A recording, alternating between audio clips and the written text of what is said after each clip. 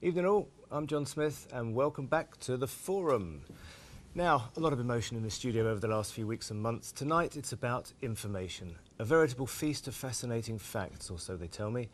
What do you want to talk about? It's your show, perhaps the England game, perhaps the Olympic legacy. We're 3 months since those heady days of the summer. How are we doing? Are we doing well? And also I want to talk about respect. Respect across a number of different barriers and respect about how you feel about each other, how you feel about race, how do you feel about issues in the game, and in particular, how do you feel about the referee, because no one seems to like him. I can't believe this, but I'm sitting here, I'm walking around London today, and it is nearly Christmas time. So in keeping with the festive mode, I've imported 3 wise men. Sorry, I couldn't resist that one, excuse me. Christian Malcolm, Commonwealth bronze medalist and sprinting icon. You're very welcome. Mark Palios, former Chief Executive of the Football Association, actually one of my favourite Chief Executives because somebody who I didn't have a row with. And a man who, over the years, I've grown to respect enormously for his articulation and his intelligence in the world of football, something that's reasonably quite rare. David Gold, a man who puts his wealth where his heart is, the co-owner of West Ham United, and lots of other things besides that. OK, chaps, how do we feel about the England game very quickly last night before we take the questions? Mark, let's start with you. I think it was just one of those friendlies whereby people call them meaningless friendlies, and for 70 minutes or so, I think we did very well. Should we have meaningless friendlies? Well, I didn't say it was a meaningless friendly. I said people call them meaningless friendlies. They all have a purpose, and the manager likes to see the players, etc. But you make those changes, and you're going to see what you actually saw towards the end of the game, except for the exceptional goal, which is clearly the talking point. And it was. So parking that for a second, as a club owner, David, are these just a rude interruption? No, we hate them. As indeed, okay, David, say how it is, will you please? Well, managers hate them as well. The fear is, of course, that people go away on these so-called meaningless friendlies, and players come back injured, and it's devastating for a football club when everything seems to be going okay, and then a player comes back, and of course there'll always be influential players, otherwise they wouldn't be playing for their countries. We will have 3/4 of our squad will be away on so-called meaningless friendlies. Now, Christian, you're a Man United supporter. That means you obviously weren't born anywhere near Manchester. Bit on true. As a fan, do you care? As a fan, no. I enjoyed it. Honest answer. Honest answer, no. It don't really bother me. It's good to see the young talent coming through. It's good to see what the England boss is going to do and what his next move is. And to be honest with you, I'm Welsh, so I'm not really bothered about what England does.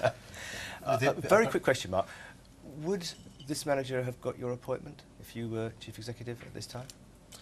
That's a difficult one. I mean, at the time I said that if your criteria was he should be English, then he's clearly in the frame, and he was in the frame with Harry Redknapp. And it depends on what you want. So from my experience, do you want somebody who's a great man manager because it's a different job being the manager of England, or do you want somebody who does what it says on the tin and creates a sort of a hard to beat side and gives confidence from that? And I haven't answered the question. Yeah. The answer is maybe you don't not. have to. I can come back to you on this one. You can ask a friend or phone a friend or ask me. We don't have an audience. I won't have we do have a big audience out there. And your answer is? I think at the time I would have potentially gone for Harry Redknapp, actually. Okay, I think a lot of people would have said that. And that isn't with hindsight. It's just that I felt that he'd done a good job in terms of man management. He'd built teams and they played in an attractive way. I think over the longer term, the England manager, of course, has to make the most out of the guys that he's got, and therefore, to some extent, if you've got a system and it's an unexciting system and you haven't got the players to take it that step further, you may just make quarter-finals in a tournament and nothing more than that. Well, I think a lot of people would go with you, although I have to say I think Roy's doing quite a good job, even though he lost last No, night. I think he's a good guy. He's a very experienced guy. And if to have 2 choices who were English was good, a wasn't bonus. Very good. Oh, Quick question, David, before we take our first call of the night. I know you were at a Premier League meeting today, quite an important one. Anything particular came out of that? Can I first, because I'd just like to say something about Roy. I think it was very, very brave of the FA, particularly David Bernstein, against the media, against public opinion. They went for Roy. and not Harry. And for me, I thought that was the right decision. I know a lot of fans will be thinking right now, okay, had a bad day yesterday, but remember that was a friendly, meaningless or otherwise. Yes, and actually they were 2-1 up when he made the changes. Yeah, and we shouldn't make a judgment on that game at all. What Roy has brought, which is what we all said all along for many, many years. I remembered saying it when Sven was appointed. I'm sitting watching Sven almost without emotion. You know, Sven would come on our breakfast TV and we'd sit there and we'd watch Sven, and he's almost dull. And I liked Sven, but as a motivator, as a manager of England, who I think that it was so wrong that, in my view, managers in the top 64 clubs in the world should just follow the same requirements that a player has. In other words, he has to be born in the country. He has to be, an Englishman has to be. That's a very valid point. And that I think would stop all of this. You know, going out there and just picking some manager that we can't understand the language. So I was thrilled at the decision to appoint Roy. Good. So 2-1 on the panel in favour of Roy. Very quick word before we take Dale. Anything pertinently wonderful or irrational came out of the Premier League meeting today? No, all I can say about the Premiership, the Premier meeting today is everybody's working hard. A lot of unfinished business.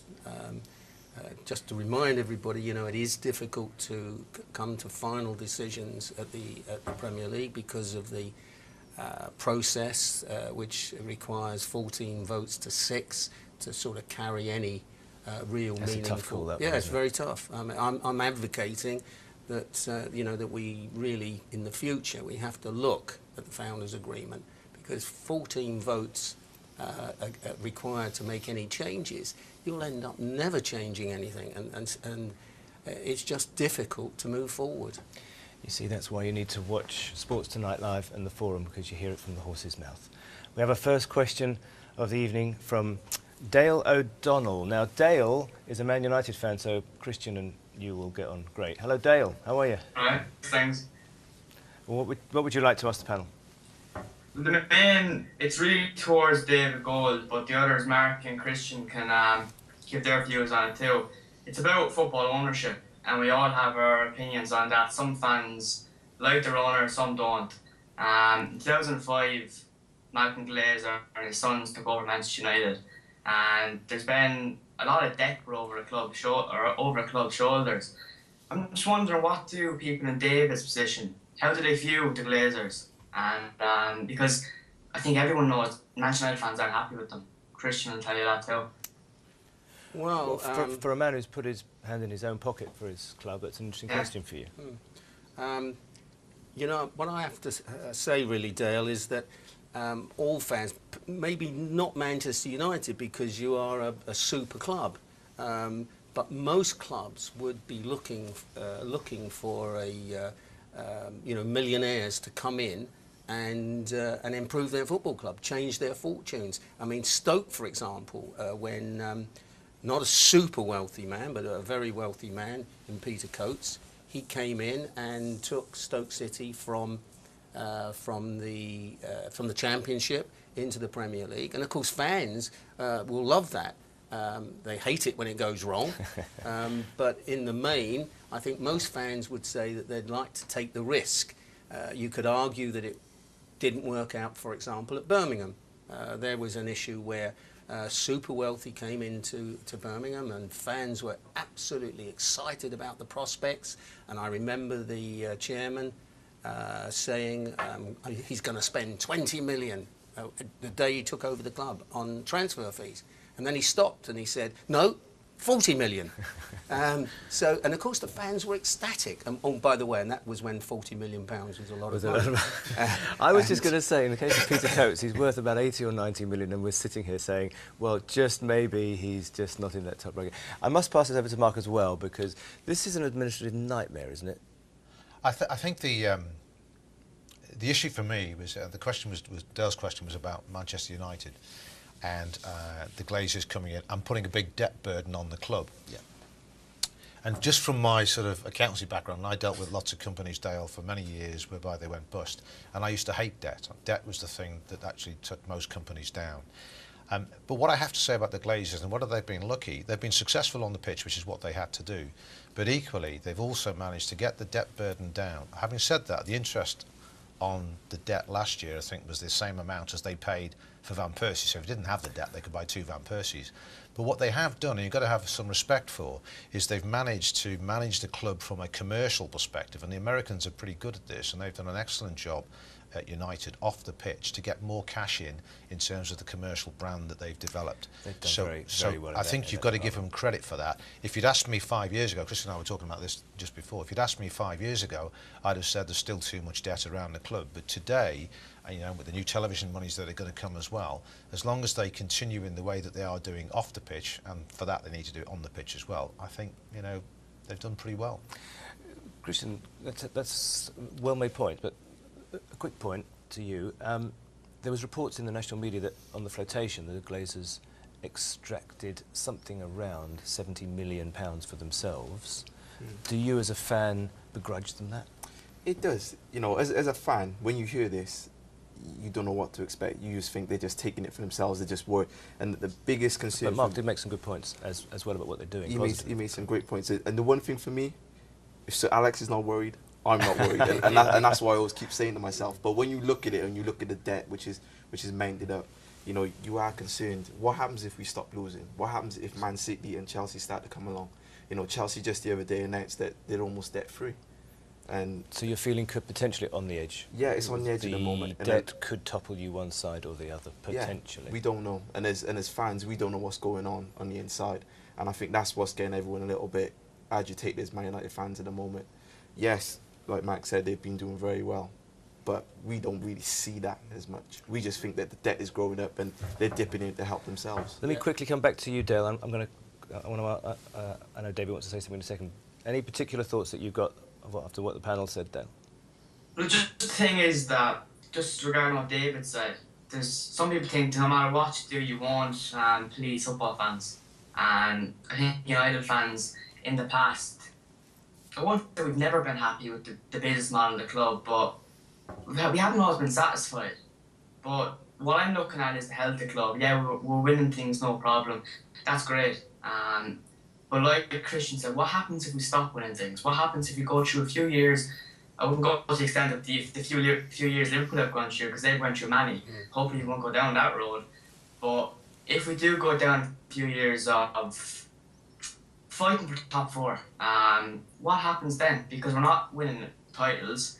We've seen the effect not qualifying for knockout stage of Champions League last year had, because the income wasn't as high as it usually is. And I think the other question is, if we did qualify for knockouts, would the Glazers have went for the IPO? Okay, David, I know you were going to say something. Well, I mean, I do have some experience of debt because, as you know, Dale, or as you probably know, when we took over at West Ham, there was £110 million worth of debt, not to the same level as Manchester United, of course. But I think going forward, I mean, it's all very well looking back, but it is what it is. I think it's 400 million at Manchester United, I'm guessing. I know it was 110 million at West Ham, and I'm not guessing. But what I would say, is that going forward, at some time, this nettle has to be grasped. Now, whether it's grasped by FIFA, UEFA, or indeed by the Premier League itself, but I think it has to be grasped because I believe that debt has to be controlled. Now, you can't control it overnight. I know from my own experience, with a debt of 110 million, you need years. But what I would be saying is that as a percentage of turnover, so bigger clubs would be allowed to have a bigger debt to start with. Yeah. But if you then say, for example, the worst case scenario is a club with a £100 million turnover with a £100 million debt, that's 100% debt against turnover. If you start there and say, okay, this is the acceptable level for this year, but every year going forward forever, these debts have got to be reduced by a percentage, and it has to be punishment if you break those rules, because debt is definitely the evil of any business. So you would agree with that, presumably, Mark, wouldn't you? Yeah, I mean, Dale, just again to give you a long time ago when I started out, I mean, as an accountant, you look at the ratios, and it's called a gearing ratio. And I went to a guy who was an old lag at this, and I said to him, what's the right level of gearing you should have for a company? And it depends on the industry and so forth. And he turned to me and he said, it isn't about percentages, it's about this, it's about having enough fat on your back to ride a run of bad luck. And that's essentially what I think you've been talking about, Christian's been talking about. And what I was trying to say was, a few years ago, they really had to be serially successful, Man United. It's a bit better than it was now, and they've actually increased the profits. So they're in a better position. But am I comfortable? You know, what happens when Sir Alex Ferguson goes? Have they got enough fat on the back to ride the run of bad luck? And the answer to that is, you know, it's a high level of debt at 300 odd million. You've got a legacy. Sorry, David, go on. But this wouldn't be an issue if there was no debt. So, you know, we have But to is this a legacy of just the world that we came from? Up to 08, most of us who ran companies had debt on our balance sheets. Oh, sure. No, I So understand. But there's absolutely no living the reason legacy? with an organisation with billions of income. And now we have. So should and just very quickly before we go to a commercial break, should the clubs with debt be forced to pay down some of that debt as part of the Sky increased money or the broadcast increase money? Forced. I think we've got to come to an agreement between us. Manchester United will agree. Sorry, forced is probably too strong a word.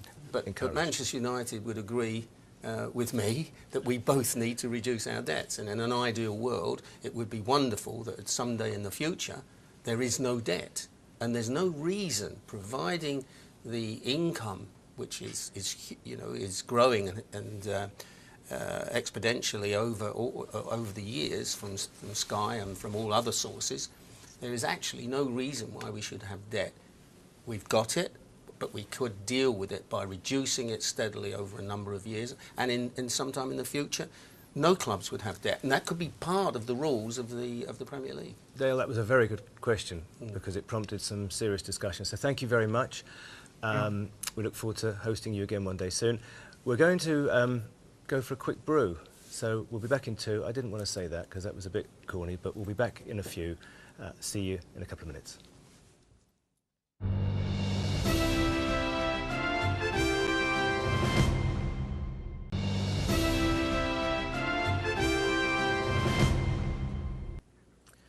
Hi and welcome back to the forum. Now, we've got a lot of discussions going on here, so here's a little bit of information. I think at the bottom of your screen you should be able to see it. If not, Skype us please on STL Broadcast. You can tweet us at Sports Tonight TV. You can even use the old-fashioned telephone. We're here to take your calls. Now, we have a guy called Robert McCracken. Robert, are you out there? Are you here? Yes, I am, yes. Hello, Robert. You're very welcome. What's your question? Hi, gents. I was just wanting to ask, after the Olympics, the praise for the athletes has been almost universal, and the public in the whole have really seemed to at least relate to them.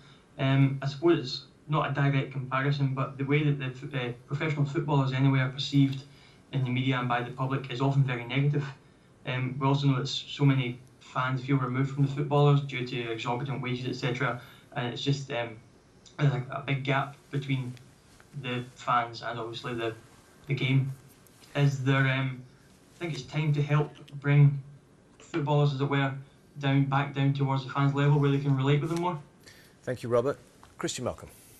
I think it's a bit difficult for footballers. You know, football is played every week, and everybody wants to get to meet the football players, get there after the game, and all the footballers need to do is just, you know, I know as an athlete, if I was getting harassed week in, week out, I'd find it very difficult. You know, it's very hard to, I guess, engage with the athletes as such. But so you say we can't compare the athletes with footballers? No, you can't compare the athletes to footballers.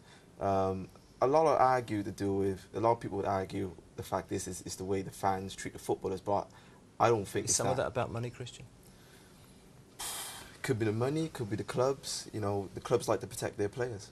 You know, they don't want their players going out mixing, and you know, as athletes, we're pretty much self-dependent. You know, it's down to us to go training every day. We have a coach that coaches us, but if we don't turn up, we don't turn up. As part of the footballers, they have contracted to play. You know, we run because we want the run. We don't run for the big money. We run for the accolade of becoming champions, winning medals. You know, and I think for us as athletes, you know, we mix it more every day with everyday people. David, I know you're very active in the clubs that you have been involved with, Birmingham City and now West Ham.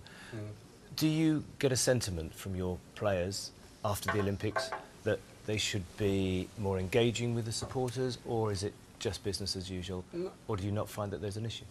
Well, first of all, no, I've not noticed a difference since the Olympics. Footballers aren't bad people, you know, by and large. They get a bad rep, I know. They do get bad press. But what I would say to you, Rob, is that I've got players at West Ham, and I've been in football for 20 years, and you get some players are very engaging, and they're very, you know, they want to embrace fans, and they do so at every opportunity. Others are a bit shy. In some cases, I've got players, can you believe this, that really are shy and can't face the media and can't face fans. So, you know, if you're having a bad experience, I would say that it's probably more out of bad luck than it is that they specifically feel that they don't want to engage with fans. It also has to be remembered that they're high profile, they easily get into trouble, you know, they get captured, people look to pick on them at times. They only need one bad experience, and they won't want to engage fans. I was going to pick up again. on that. I think it's a very valid part. I mean, Mark, I know you've dealt with the media considerably over the years. Not as a player. They weren't interested as a player. Well, even when you were at Tranmere, you mean? Yeah. But you know, I looked at the Daily Mail last week, and it had 10 pages of football and 3 pages of everything else. I mean, 10 pages of football is a lot to fill, and some of it's social. Yeah. Is it a media issue for us? I mean, I'm talking about an issue. We're not talking about major issues here, but there was this love of the British Olympians, and it would be great if it translated to football, wouldn't it? I think, you know, everybody has to acknowledge that you know, the pureness of the Olympic spirit, to have it here on our doorstep and to see it firsthand, and actually the way in which, you know, I'm a Brit and I'm proud of it, the way in which we delivered it was fantastic. So, and everybody accepted that, and I think they immediately flipped to make comparisons with the national game. But as you say, you know, when I played, certainly there was about maybe 2 pages in the paper. You've now got to fill that amount of content. You've got 24/7 coverage, so the content creates the celebrity. But you know, this process in terms of the divorcing of fans from players and the distancing of players from fans has been going on over a long period of time, ever since the abolition of the maximum wage. I mean, way back at Tranmere, they tell tales of Pongo Waring, who travelled to the game on a bus, and he turned up with a black eye because he'd drunk away his bus fare, had a fight with the bus conductor, and went out and scored 9 goals. I mean, it's just, those were the days when it was entirely different. It is actually, as I say, it's a function. Yeah, the world has moved on, even for athletes, hasn't it? Yeah, but it's tough for footballers. You know, they're on the TV week in, week out. Their fan base is far bigger than athletics. The Olympics, the home Olympics, it's the first time, you know, it's a once-in-a-lifetime opportunity. The next time we get a home Olympics is going to be 50, 60 years' time. So we can appreciate that. Beyond our grandchildren, yeah. Yeah, and we can appreciate that now. With football is week in, week out, and footballers are everyday people, you know, and some footballers are having good days and some footballers are having bad days. Are there days you sit there and go, oh, thank God I'm not a footballer? Some days I do, and some days I look at my bank balance and think I wish I was a footballer. But yeah. I mean, I'm involved in British Judo, so I saw the Olympics. So you see both sides of it. So I saw the Olympics through, you know, the British Judo Association. But I'll never forget an issue, you may remember it, David, when some Leicester players were accused, I think it was of rape, when they were out in La Manga. I remember it well. And it was a massive issue when I was at the FA, and I remember driving one night to a game, and in London, I was in a taxi and I looked at the Evening Standard, and it was all over the Evening Standard. When that eventually came to pass and they looked at the evidence, etc., they were found not guilty, no case to answer, etc., etc. And the rebuttal or the reporting of that was about 7 pages in, and it was about that big. But the damage had been done. Absolutely. Those players. It's like, Mark, if someone says somewhere in the paper, Mark Palios is gay, it's difficult. I'd sue them. I mean, there's nothing wrong with that, yeah. but for you, it might not be what you want to get across. It's very difficult for you to rebut that. So the media has a great responsibility here. Robert, you're a football fan. How do you feel about it? Yeah, I certainly think that the media's got a massive responsibility and a big part to play. It was interesting to hear the views of the panel there as well. Yeah, I just feel that that there is a balance between the media, isn't there? We need them in the sports industry, in the football industry, but we need them to behave sensibly as well. It's difficult for you as a club owner, isn't it, to get that balance right, David? Well, I think it's a bit naive if we think anything's going to change. I mean, it is what it is. Leveson, is that likely to change anything? Leveson likely to change anything? I have my doubts, and I think it's reasonable to say that what we have now is likely to continue for some. You know, even Leveson is only going to tweak it. It's not going to impact upon the coverage that these issues bring. And you know, and I think Mark's made a fantastic point where you're talking about pages and pages and pages of a very bad press for football, and then you get a 5-liner in the middle of the paper to answer it. Let me also ask you though, David, you have a club that pays sizable wages to football players. Do you have anybody in that club, especially if they're coming through from a young age and on, I don't know, 10, 20, 30,000, maybe more pound a week at a very young age? Do you have anyone at that club who can hold that player's hand and say, you know what, this is a large amount of responsibility that you have now? Do you have an educational system we at didn't. the club? If you go back 10 years, or maybe a bit more, certainly 15 years, no, there was no such function in the football club. Now, and certainly I remember a particular player that we brought from Arsenal that had a tag on his ankle, and he was a star, came to Birmingham, and we realised his talent. His talent was fantastic, you know. Should have, could have. Pennant, by the way. Jermaine Pennant. Okay. Sorry, I okay. just thought I'd catch it on the first bounce. Yeah. That's all. Okay. I was thinking whether it was appropriate to mention his No, name, but no, now you that should. you have, I it's have. okay. And he wore a tag, and you knew that this boy was a great talent, but he had to be looked after. And I remember saying, look, I'm not your father, but I am here for you. And so I played a part, and then I realised that I needed more, and that's when we brought in a kind of semi-professional help and somebody to look after him through those early stages, and that then that's became something the the game norm. has. That's something that the game has to consider, shouldn't it, Christian, Mark? I mean, that's what Isn't it, happens Mark? as my understanding in terms of Olympic sports. We certainly have sort of psychologists and guys who can help, almost like life coaches. Do you have that in to help athletes? But what I was going to say was, is football, do you find it hard because with footballers you have so many different characters and they're from so many different backgrounds, and it's trying to find someone to identify with that one player. You may have someone at the club there that can help, but he may not identify with one player, but can identify with 5 other players. So it's trying to find that one person, you know, that father figure there to put arm around on Here's something that might illustrate backwards what you've just said. We've had a tweet in from Robbie in Liverpool. After the rumours last weekend that Raheem Sterling's representatives were demanding £50,000 a week, do the panel think any 17-year-old footballer is worth that money? I could go anywhere with this question. Mark, I'm going to land it in your lap. Right. The first thing was taking away whether Raheem Sterling is worth £50,000 a week. I think you've got to look at the generality of it and say, well, OK, to certain clubs that will be value, because you know if David had Raheem Sterling there and OK, there's the knock-on effect with his other players, but at the end of the day it comes down to what we were saying before in the break, that how you spend your money, and players' wages is a big issue, is it's relative to how other clubs around you spend the money, and therefore you have to go with the marketplace. Now, you know, if you can put a cap on how much you spend in terms of your turnover, then that means it's up to you. I think it's your decision as a club whether you want to give Raheem Sterling this, because he represents the future for you as opposed to a player who's just sort of sitting there. It's a big ask, isn't it? So you've got a 17-year-old or even somebody coming in, David, and it's 100 grand a week. And I know, forget budgets for a moment, I know you can't, but is there a mindset as a club owner that says this has got to stop?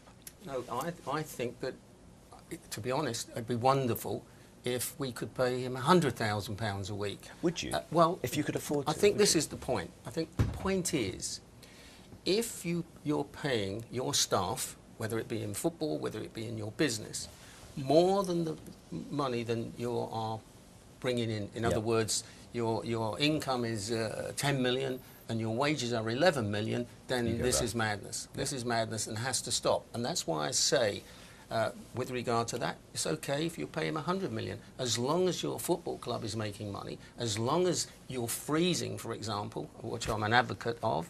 We should be considering freezing of ticket prices. I think, you know, it's time that we would consider that. We all have to do it together. We can't do it in isolation. So I don't want to put a cap on anybody's wages. I want to earn what they're worth, what the market says they're worth, providing all of the clubs in a particular organisation, and whether it be the Premier League, whether it be the Championship, First Division, Second Division, it's all relative. To create some sort of level playing field. Look, the most painful thing that happens at a football club is when it goes into administration. Yeah. Relegation is awful, but nothing is as bad as administration. You will see fans on the street in tears. You will see them with buckets going around asking people. You tell me any company that goes bust and the employees stand outside looking for people to put money in a bucket, not a chance on this planet. But fans will. Why? Because they're emotionally involved with their football club. It's their life. They believe in it. Their father was a fan. Yes, their great-grandfather was. It's a family tribal issue as well. Yeah. Christian, you probably won't have to do that for Manchester United, stand outside with the bucket. But as a professional sports person, or as a very successful sports person, do you look at some of these football salaries? And listen, I started my life as a football agent, so I'm part of this process. But do you look at it and go, this is unsustainable as a supporter? Well, I like to go back to the youngsters, earning the big money. I feel that, at a young age, I think that the youngsters shouldn't get rewarded so quickly. I think you need to leave them be a bit more hungry. Let them starve a little bit. So if Raheem comes in and says, I'm wonderful, I want £50,000 a week, he should be encouraged to talk down that position? Yeah, I wouldn't, because me as a youngster coming through, I was a World Junior Champion, a double World Junior Champion. But in my training group, I was most probably the 6th fastest. I had a lot of senior guys older than me. And they kept me in my place. They told me straight, it doesn't matter if you've got a Nike sponsorship. It doesn't matter if everybody loves you. It doesn't matter if you've been on grandstand last Saturday. It doesn't matter. They kept my feet on the ground and kept me rooted. That's very important, isn't it, for the youngsters? Yeah, and if I never done that, I would never have succeeded as I've done in my career, because there's other youngsters that come after me that's been world's best, and they've been given the world, been given big contracts, and hasn't succeeded from it because they think it's all come too soon for them, and they think they've arrived already. And I think you have to hold them back a little bit, and that's what I believe. Okay, I'd be stunned. Okay, go on, David, go on. I'd be stunned if that young man demanded 50,000.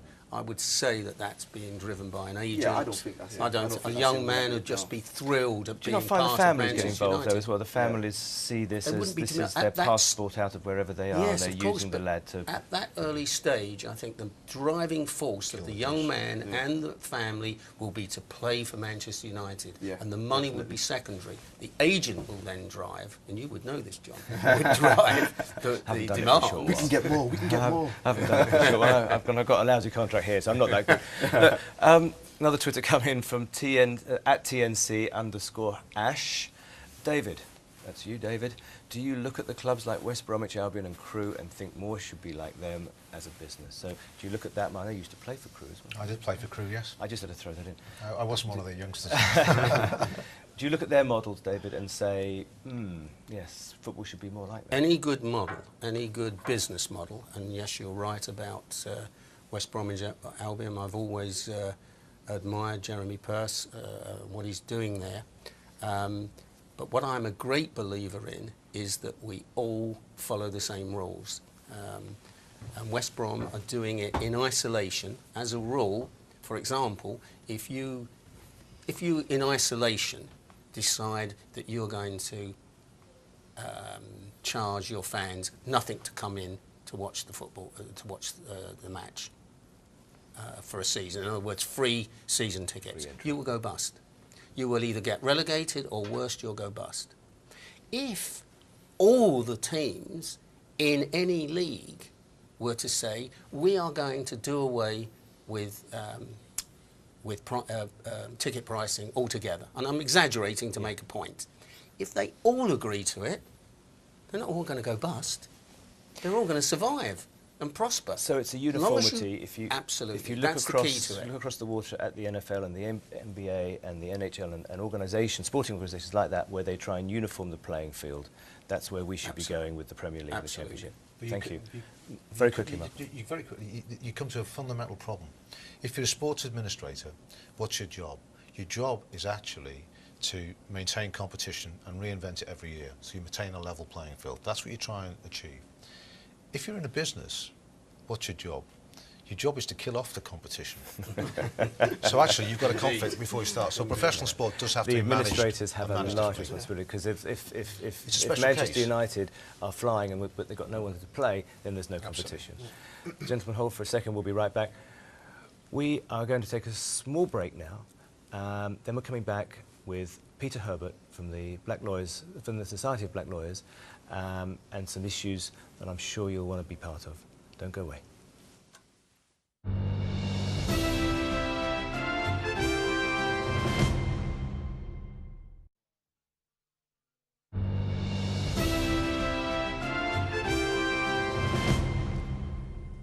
Good evening and welcome back again to the forum. Now, tonight we're going to crowd the studio. I'm going to introduce you to Peter Herbert from the Society of Black Lawyers. In fact, Peter is the chair of the Society of Black Lawyers. Peter's been in the news quite a lot recently, and I want to start by asking Peter, first of all, are you a football fan? I am when it's Brazil playing. I love internationals. I love watching the Africa Cup. But from my background is actually rugby. So I suppose yes and no would be the answer. Okay, because you've pontificated quite a lot on football over the last couple of weeks, 3 weeks, 4 weeks. Is it something that you have in your head, or is it just part of the work of the chair of the society? Well, in a sense, it's always been our work, because we started getting involved with hate crime.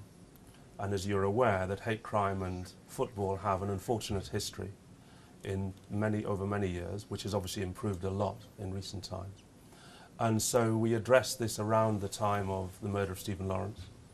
And we did a lot of work with the Metropolitan Police and others around identifying those who associated themselves with football and used that as a cover or a recruiting ground for the British National Party and others.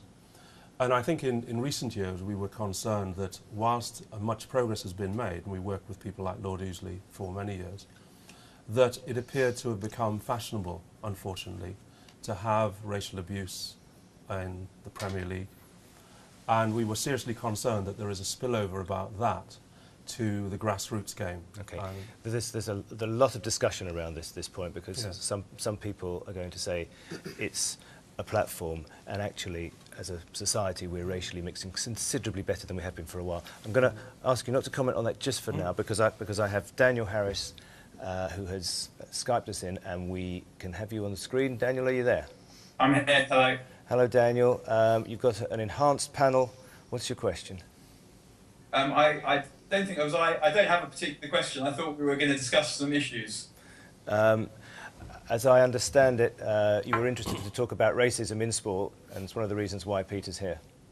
Well, I think what's interesting about what Peter said, I actually feel like I agree with him on quite a lot of the points, but I think with regard to today's issue of institutional racism in football, I think before we start talking about that, we probably need to define our terms. So given that it's Peter who's used the term, I'd be interested if he could define what he means by institutional racism, and then after that, we can kind of talk about whether it exists or not. Peter. Well, the term originates from Lord Scarman in the 1981 reports on the Brixton riots. It was then coined by Lord Macpherson when he addressed racism, institutional racism, in the Metropolitan Police. And his description is appropriate. It's policies and practices, unwitting or otherwise, which lead to a differential treatment within an organisation on grounds of race, nationality, colour, ethnic origin, etc. And I think when we look at the FA at all levels, we see a board where I think there was the first woman elected, appointed, after 143 years. the only person of colours I'm aware on the board.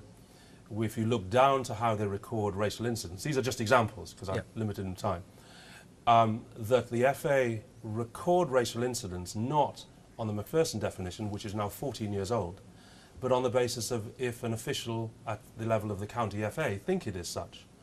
And that really is way behind what most institutions do. Let me hold so you there. Those are just two examples. Let me hold you there for a second. Certainly. Mark, Yeah. I guess you're the obvious place for me to go first. You were Chief Executive of the Football Association that Peter's just referred to. How would you how would you respond to what Peter's just said? Yeah, I'm pleased to hear Peter sort of define institutional in that respect, because I think a lot of people, and this is partly one of the problems with delivering the term institutionally racist. When you talk about an organisation like that, what does it mean to the general public? And it doesn't mean the precise definition that you've just given. And that's partly the danger in which it's delivered, which I think a lot of the angst is around the way in which it's been delivered. And I was speaking to people today who former colleagues of mine who have left the FA and feel, quite honestly, they feel affronted by it because of the lack of definition. My understanding was that what you were saying was exactly that, and that is that this isn't about necessarily saying all the guys who operate in the organisation that their motivation is that they are racist, but that's how it's taken and that's how it's read.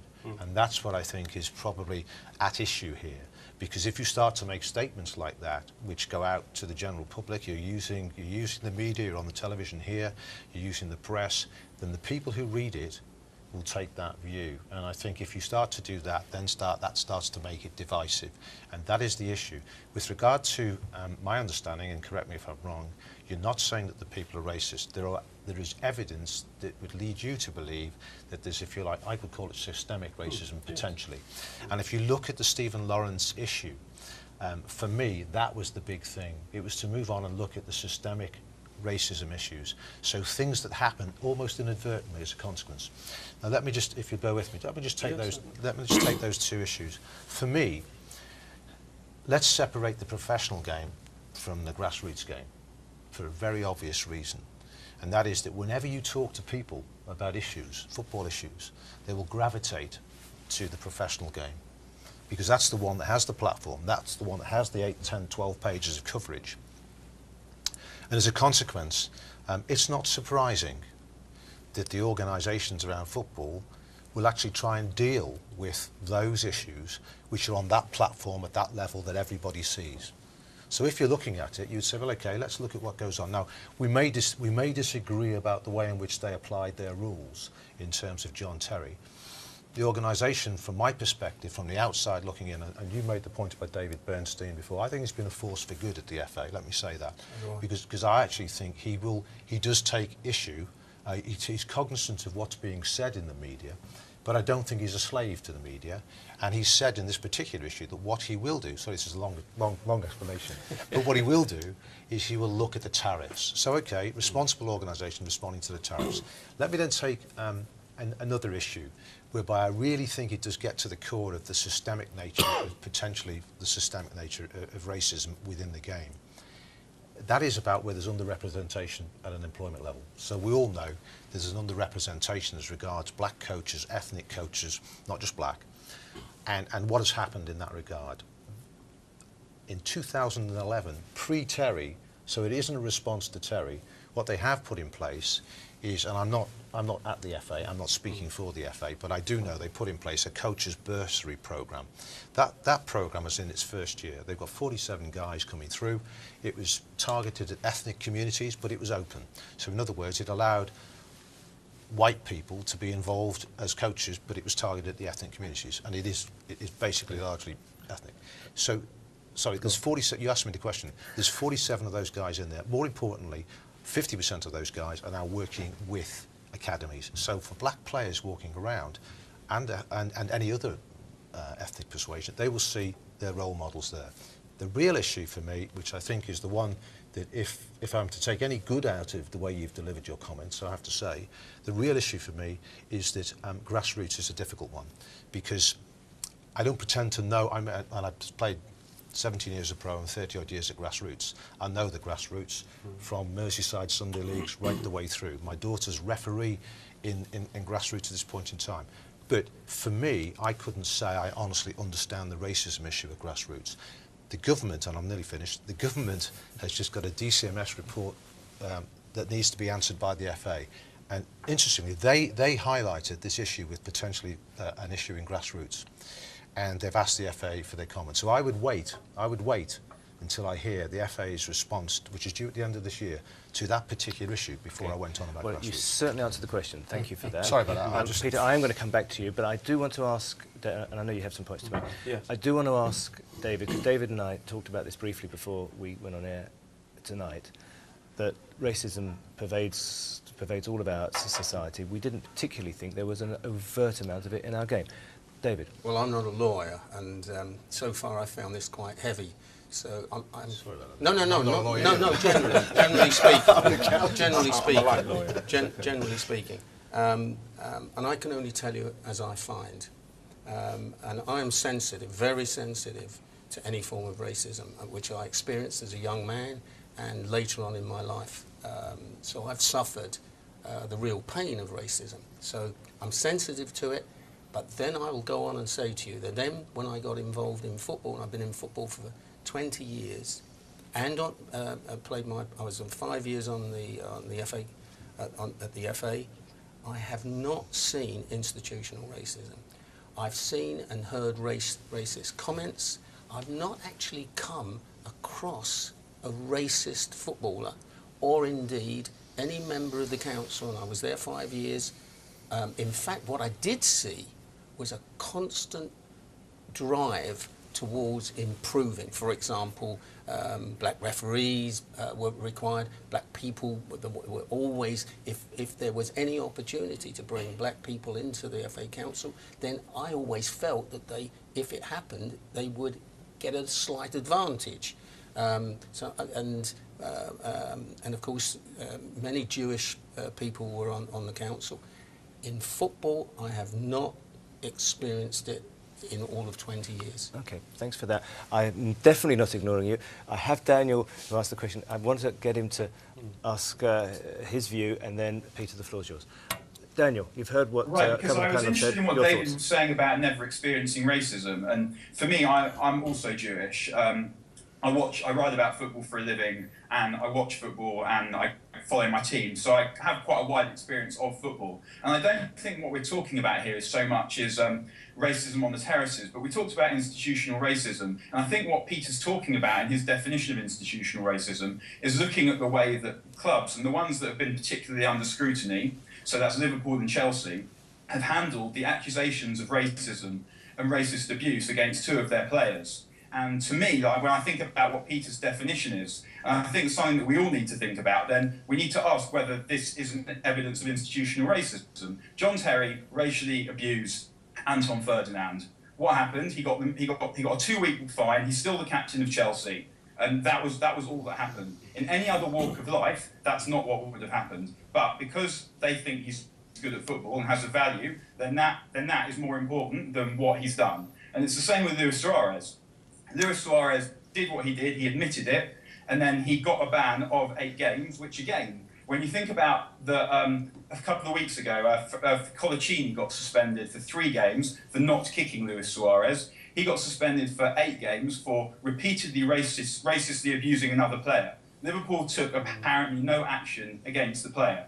So what we're looking at here is we're looking at an FA that is handing out very minor punishments for fairly significant racist infringements, and then we're looking at clubs that are doing absolutely nothing. They're not even insisting that the players in question apologise to the people to whom they've been racist against. John Terry gave a very broad-based apology that clearly it looked a lot anyway. Can't say clearly because I don't know, but it looked a lot like he'd been told to say those things. He never directly apologised to Anton Ferdinand. That he doesn't appear to have been prescribed any kind of rehabilitation either. And similarly with Luis Suarez, who took his ban, but months and months later, even as later as the summer, Luis Suarez was still complaining about how badly he'd been done to.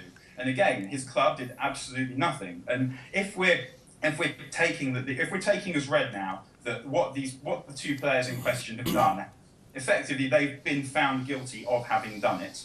then the fact that their clubs took almost no action against them tells you the attitude that they have towards racism relative to the attitude that they have towards winning football matches. And it doesn't... Yeah, but Daniel, Daniel, can I say that it's just a slight adjustment to that, is that they were not found guilty by a court of law.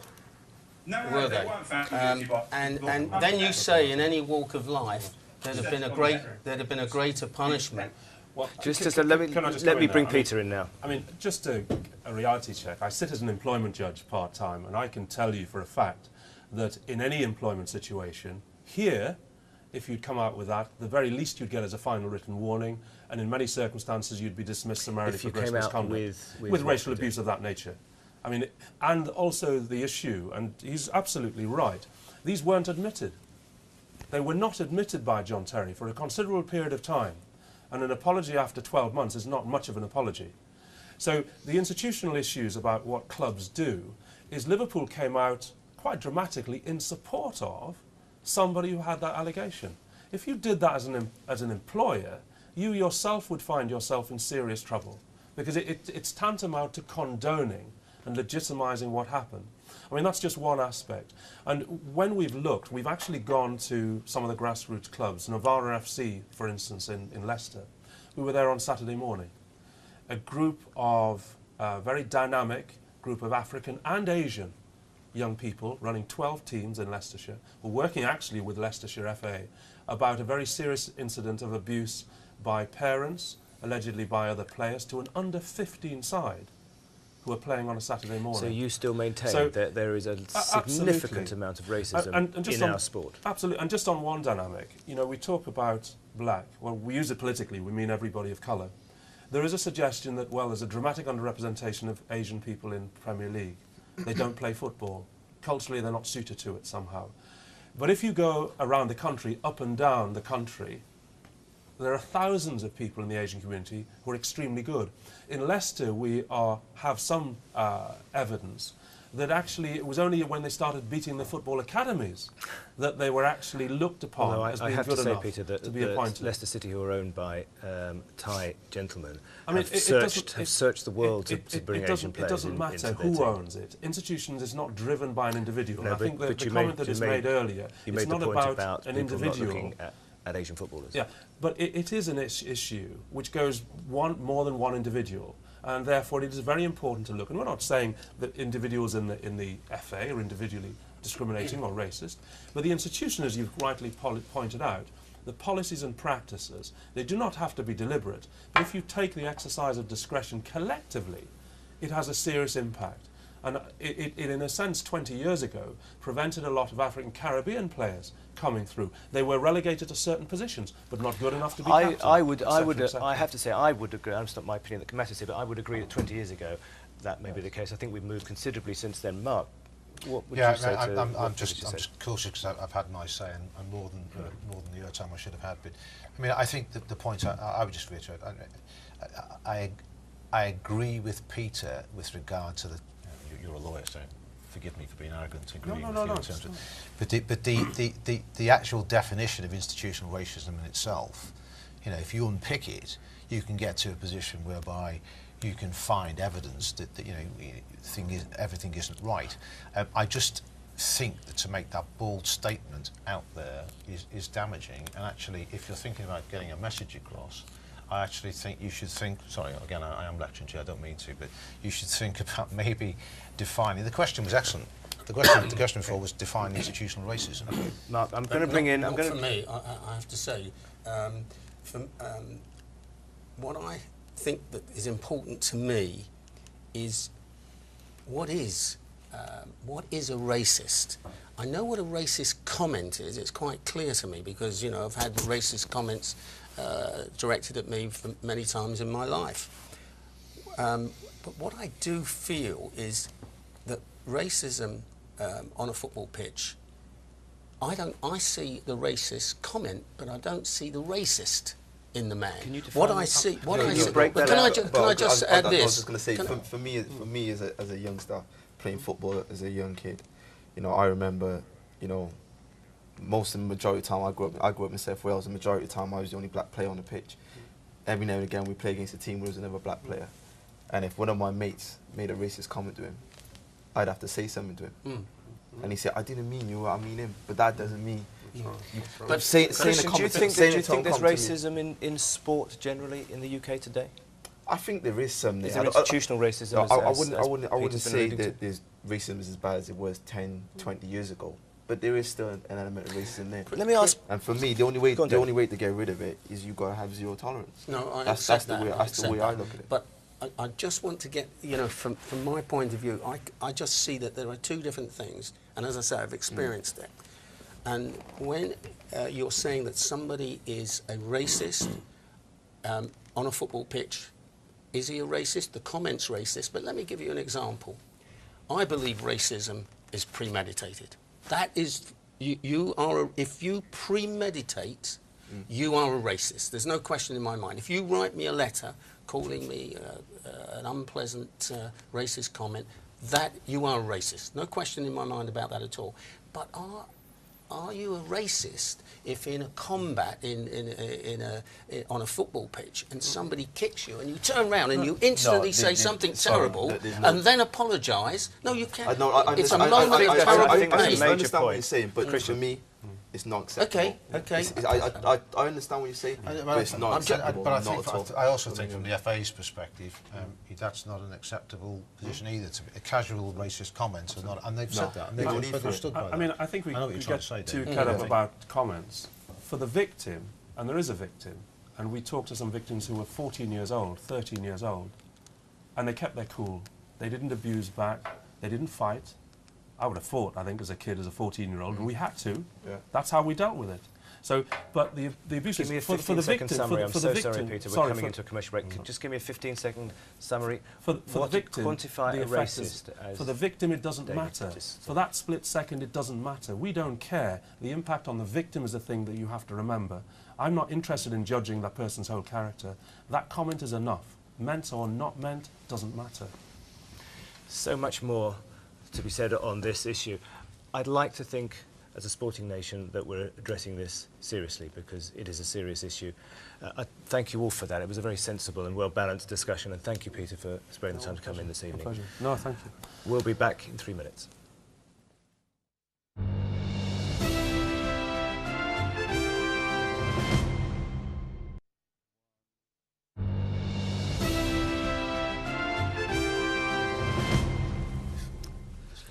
And you're very welcome back to the forum. Now, I know we're competing with an audience tonight who've got I'm a Celebrity, Get Me Out of Here on the other side. Sitting in this very studio with us on the forum, remember Hugo Taylor, with his discussions and his interest in football and in sport, and now he's up the jungle. So we wish him well tonight. We have a tweet at Matt Eagles. I'd like to ask Christian. Hello, Christian. If athletes sledge each other like footballers and cricketers, Christian, spill the beans, boy. Do you know what? It's not too bad. In the sprinters world, it can be a little bit like that. Even before you get on the blocks, is it not? Do you know what? I'll be honest. Since the Usain Bolt era's come in, it's changed. Yeah. You know, when I first came into the sport, you know, you still had the Morris Greens, the Linford Christies, you know, and Kim Collins from St Kitts and Nevis is the worst. You know, I never forget being in a call room in the World Championship final, 100-metre final. Myself and Dwayne Chambers were there, and we sat there quite quiet. And I remember Kim Collins was giving it some, and Bernard Williams was an American 100-metre sprinter. And Morris Green out of Bolden was walking up and down, and they thought they were the men, they were the main men, they were the favourites. But Kim Collins and I remember they were just giving it and giving it and giving it and giving it. And every time we'd walk up, they'd stand in front of them and they'd sit back down and say, "Go on, you can go past." So there used to be a lot of that. But since the Usain Bolt era has come through, sprinters have become very friendly, very, very friendly. I remember watching Linford Christie, I think it was a World Championship, I think the one that he won, and I remember watching him on the line as he got himself in. Do you have to, because you're all quick, you're all really quick, you're in split seconds of each other. Is it the guy who really visualises that finishing line that's going to cross the line first? It is. Take Usain Bolt out of that? Because there's no room for mistakes. You know, it's 10 seconds or 20 seconds, and there's no room for no mistakes. You can't slip up here and there. This is why I love sitting here, by the way, because I can ask people who I really admire proper questions. One more quick one before we go to our next question. the rule about the one striking out on sprinting. Do you agree? I think there should be. You should have one chance. I think the field deserves. Yeah.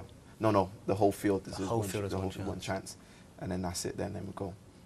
Good to go. Harsh. That's why I think. I think they're doing it now for TV to obviously speed things up. But I think it is harsh. It is tough, and it showed last year in the World Championships in 2011 where Usain Bolt had a false start. And everyone's come and paid their money to watch Usain, and everyone makes mistakes. So you got to allow for that one mistake. So he is human, sort of. Sort of. Nathan Lloyd, are you with us? Evening, how you doing? Hello Nathan, you're very welcome. We're doing fine, thank you. What would you like to ask the panel? Just a very quick one really. It's directed at Mark and David predominantly. Does the panel think that in terms of running a football club, as David does, or Mark running the FA, the business acumen is more important than coming from a sporting background, which obviously Mark did, but David didn't particularly? In other words, do you have to have played it to run it? David? Say again? Do you have to have played the sport to be able to run it Oh, properly? I see. Well, in football, I think probably every owner and every person that's running a football club has probably played football. It's a question of at what level. What level did you play? Well, I played for West Ham Boys. Okay. I played for West Ham Youth, and the infamous Ted Fenton offered me professional terms. So that's as far as I got. Was there a moment though when you walked in as owner of West Ham and you thought, "Oh my God, I played here"? Oh, I mean, you pinch yourself because my story is just unbelievable.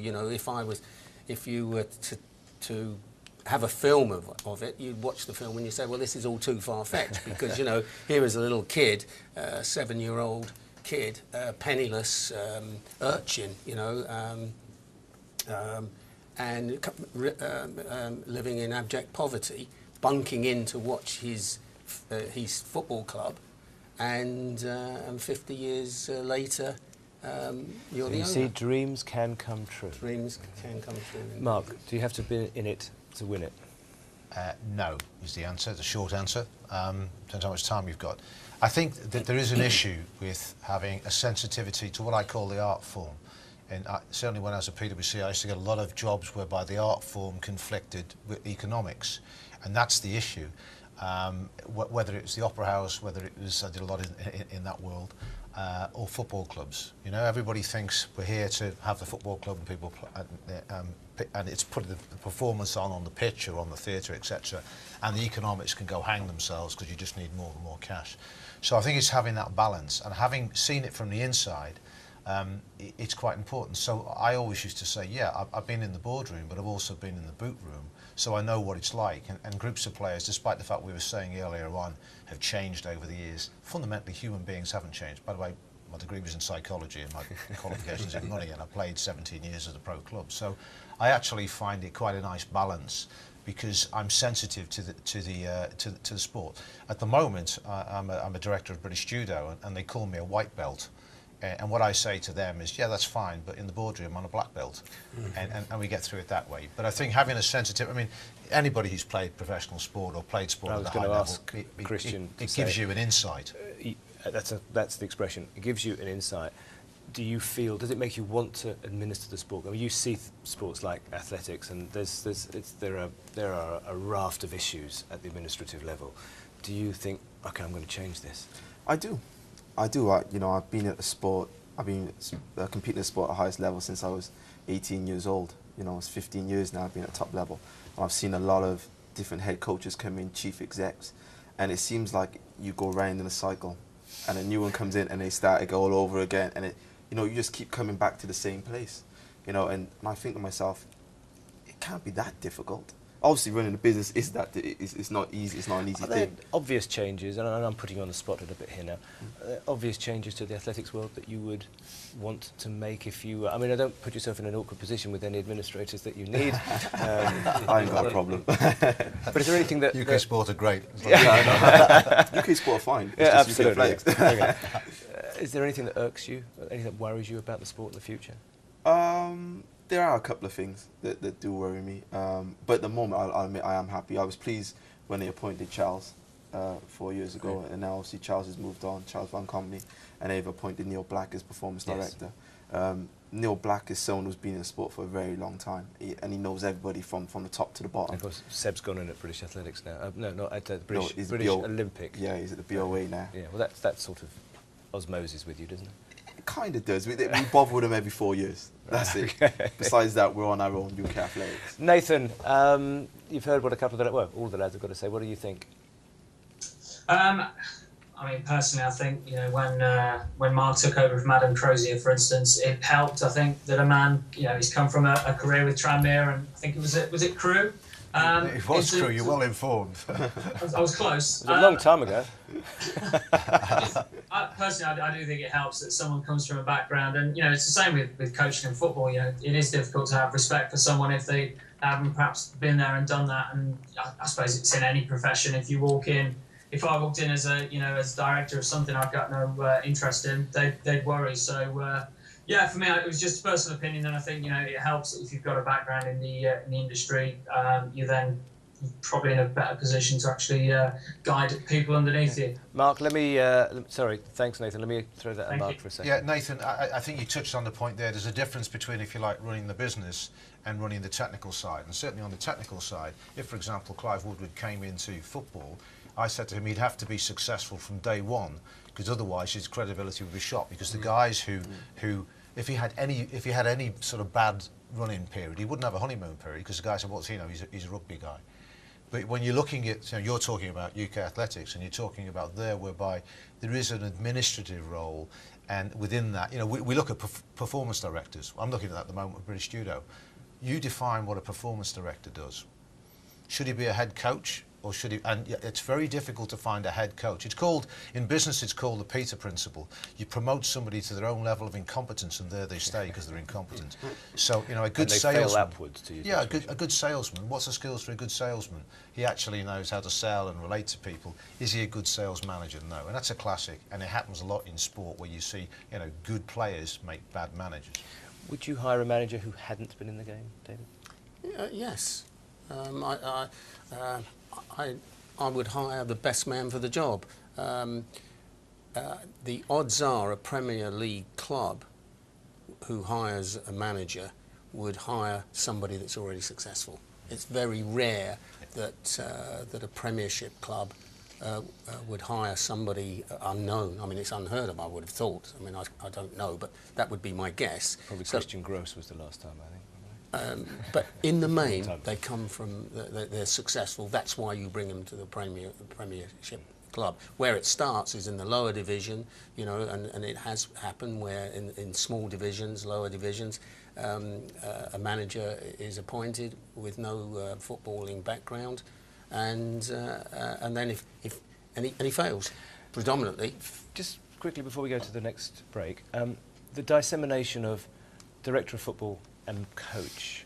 Could you give us a 2-minute summary? Oh, well, is that possible? Well, no, I don't think it is possible. I mean, it is again a judgment.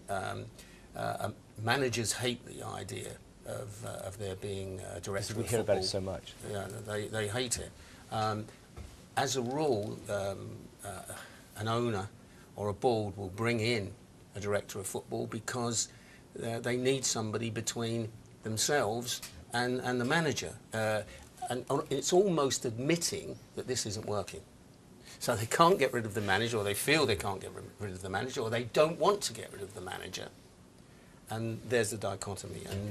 And I would say when you see that somebody's brought in as a director of football, there is an issue. That I find fascinating.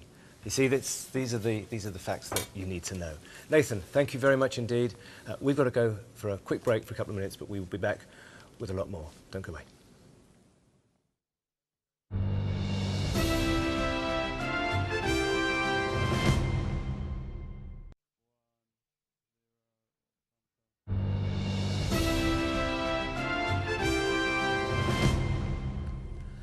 You're back in the forum, and we're going to our next caller.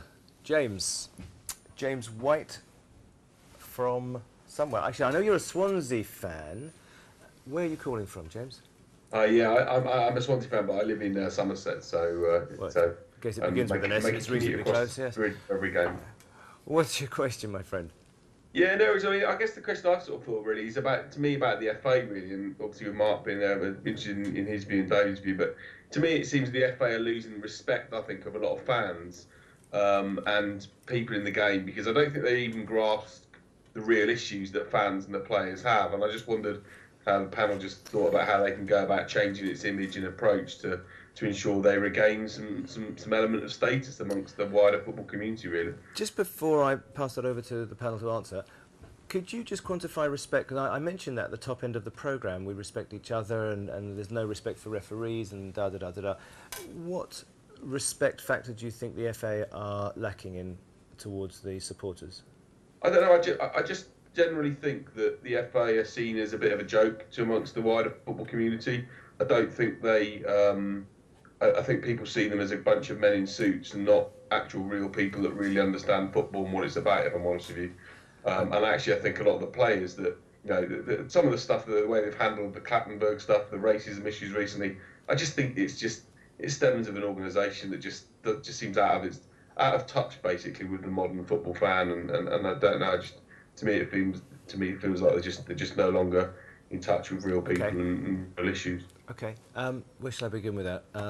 Mark. Hi. The first thing is, I mean, I'll narrow it down, but if you look at this country at the moment, virtually every institution in this country is under attack, be it the police, the media, the BBC, and having said that, I think it's always been pretty easy to have a cheap shot at the FA, and I'm not an apologist for the FA. Certainly, my perception of it as a player, if I played in the amateur leagues, was that they were almost an irrelevance. They just basically handed out fines if I got booked or whatever. And when I went to the FA, I looked at it, and the first thing that struck me was it was a place where there are a lot of highly motivated people working in it, in the executive team. And you've got to distinguish between the FA as the executive team, and then you've got the council who are again, much maligned. And then I remember saying to the guys, because again, everybody focuses on the professional game and Team England and all that kind of stuff, but actually you then start to look at what this organisation is doing down and through the grassroots. And I remember saying to the guys, look, this is the greatest story never told, which surprised me, because actually it had a guy who was from the media prior to me, and yet they never told people the extent to which they were investing in the grassroots game and the stuff that they've done over the years.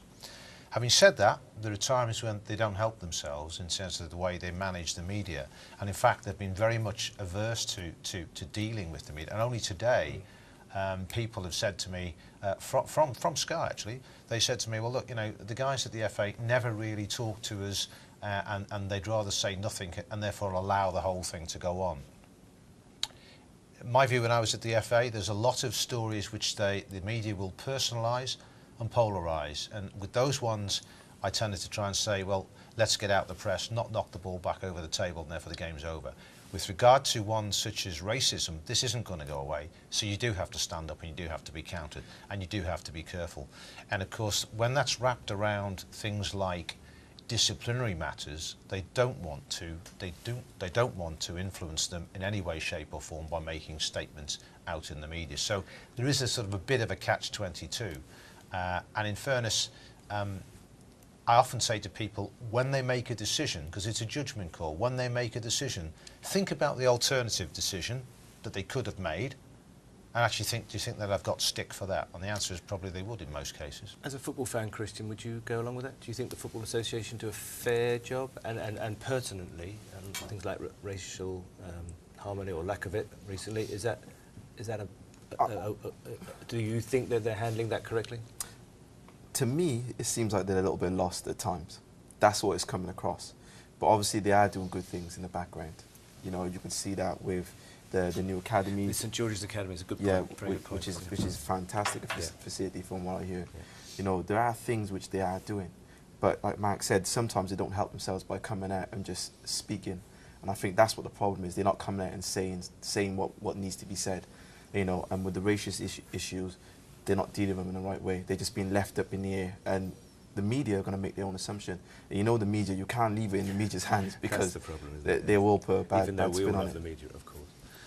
David, they teach you at law school that it's difficult in a board meeting to have more than 7 directors. There you have a general council of 92 members. How do you deal with an organisation like that? Well, there's 92 members, and I'm sure Mark will tell you that that's difficult. But however, there is a board of directors. I think it's 12 now. And that's made up also of the professional game, which we've moved on in the last 20 years. At one time, of course, there were no professionals at the FA. Now you have Premier League representation, you have representation from the Football League. So it's slowly but surely you're getting these people, along with the grassroots. Remember that the FA been there for 150 years. They've overseen the growth of football that is no other sport in living memory has improved in the way that it has. They get the blame for everything that goes wrong. Remember, they oversaw the magnificent Wembley Stadium. I mean, it is a stunning. I mean, there's lots of arguments about its overcosting and so on and so on. I mean, yeah, but nevertheless, right. You wait for a comeback twice in 4 years. Absolutely superb. And of course now with St George's. So there's a lot of good things that they've done, and I think that we should celebrate that rather than constantly see them as a group of suits, which of course they are. James? Not that they are. I didn't mean that. James, would you rewind the tape there? It's all right, they actually got it. Would you agree with David's group of suits in the correct manner? Yeah, I mean, I'm not saying that they don't do good stuff. I mean, being blunt though, not be funny guys, I think that misses the point somewhat, because I'd expect an organisation with really a turnover of that amount of money and that many people to do some good things. If they didn't do that, then they wouldn't be in their position anyway. I just think the problem is, what my point was, I don't think they grasp the real issues, and I don't think they fit in the modern world to what modern day fans are, and that's the bit that I think they miss. They might do a lot of good things, and I'm not having a cheap shot at them. It's not about that, but I think many fans today just think that they're just a bit adrift from that. And your point about the media, they don't communicate very effectively, is exactly the point. We're in a modern world where the media is on the go on a regular basis, and the FA don't seem to engage and communicate and do things in the speed in which most people. Hold on 1 second, Joe. I just want to bring David. I just want to bring David in for a second, Joe. James, can you hear me? James, what I'd be saying to you is ask yourself, what would you do as an alternative? It's all very well maligning this organisation that's done a lot of good things. Of course they've made mistakes. They're a huge organisation responsible for thousands and thousands of football clubs around the country. Ask yourself, what would you put in place? Changes are happening for the good. Ask yourself, what would you do to replace an organisation that is 150 years old and also is constantly evolving and constantly improving. David, Mark, has David Bernstein done a good job? Yeah, I think he has actually, because James, just to my point on the media, I think when he first came in, he was clearly responsive to it, and my concern was, as I say, he was going to be a slave to the media, where they drag you and pull you and push you and say, go and tell Sepp Blatter that he's a bad man. Actually, to follow that particular tack is not the best way to do what you need to do in Europe, which is to start, and FIFA, which is to create a platform and not be the hectoring, lecturing Englishman. But over the period, I actually think he's grown into the job. I mean, it's very arrogant of me to say that. And I think he responds better to the media. But generally, take for example, the issue about recording referees. Yes. I mean, I've not heard anything on that particularly. So I would say this, wouldn't I? But I think it's a no-brainer. There isn't an industry in the world where the key skill of the guys involved, for example, and I think David would accept this, a referee is about man management. He has 4 or 5 big decisions to make. Yeah. He has to get most of those right most of the time. The rest is about man management.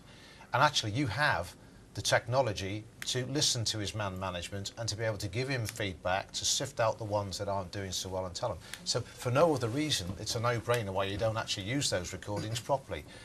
But they've been silent on that. And I think that's the issue, that if they started to grasp some of those, yes, they've got to think them through and think about all the different stakeholders, but a bit more sort of that would help me. Yep. James, thank you very much for your time. Are you a modern fan? Christian, would you call yourself a modern fan? The game has changed. Are you a modern fan? Yeah, I'm definitely a modern fan. Okay. Definitely.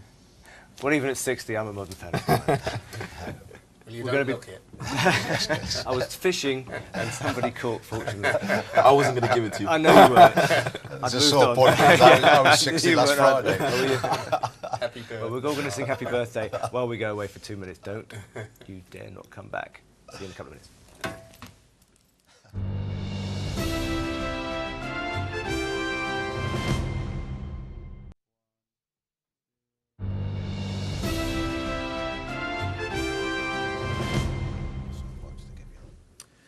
Welcome back to the forum. Interesting discussions tonight, and as we said at the top end and during the programme, don't forget to tweet us, call us, Skype us. We've got another tweet I want to read out from at Riccieri. Oh, I've got to pronounce it. Richie Rich Gunner, maybe Gunner. Does Sky Sports News' sensationalist and speculative approach to reporting damage football's image? Does the sport come second? Interesting question, this. So what Richie Rich is saying is the sensationalisation of Sky's coverage, which we all know has been very good for the sport, is actually now gone beyond that, and it's actually becoming marginally harmful for the sport. How would you, as a recipient of Sky's money, but also very much part of the Sky product, how do you feel about that? I think Sky has been absolutely unbelievable. I think they've been brilliant. I think they've the quality, the coverage, every aspect of Sky every year has improved. The actual football fan watching matches on Sky must be thrilled, as indeed I am.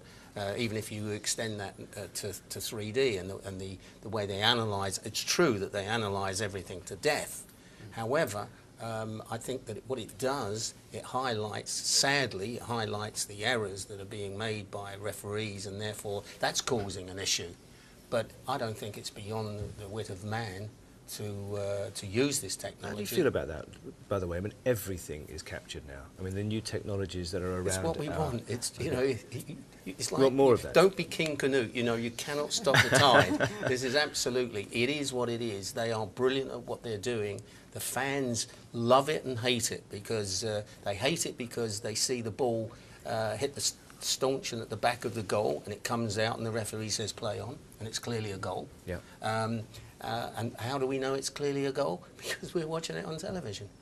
Has this helped the game? I mean, yes, look, the obvious question is yes, and the money and the support have been fantastic. Now we get into the bit of the nitty-gritty, you know, the way that it exposes referees and players to a degree, etc. Are they driving an agenda of sensationalism now for their own predilection? I know they paid for it, but is that right? I think with everything like this, it's a balance, and with the benefit comes the burden. And I think, you know, David has just clearly articulated the benefits you get from the coverage from Sky. To be quite honest, you know, that's an editorial decision, and you know, I think if you look at it from a positive perspective, which I do, it can be very helpful to the game in terms of, just for example, in so many ways, in so many unseen ways.